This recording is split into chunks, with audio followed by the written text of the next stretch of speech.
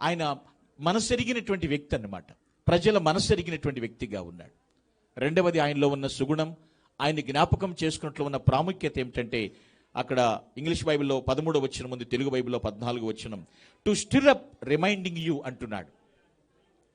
Second thing, రెండవది ఏమిటంటే, he use it to stir others. ఆయన ఆత్మీయ మనస్సు మాత్రమే కలిగి ఉండడం కాదు, ప్రజలను చైతన్యపరచుట, ప్రజలను రేపుట, అభివృద్ధి దిశ వైపు నడిపించుట. He use to stir others. అనేకుల్ని ఆయన చైతన్యపరిచారు.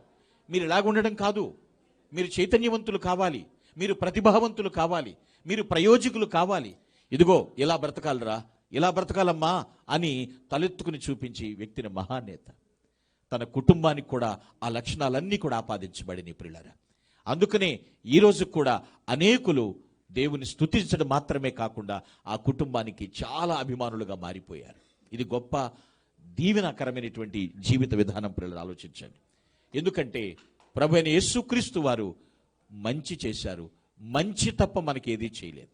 ఆ సత్యాన్ని ఎరిగినటువంటి డాక్టర్ వైఎస్ఆర్ గారు మంచి నాయకుడిగా, మహానాయకుడిగా జీవించారు. వారిని జ్ఞాపకం చేసుకునుట ఎంతైనా ప్రాముఖ్యం ప్రియులారా.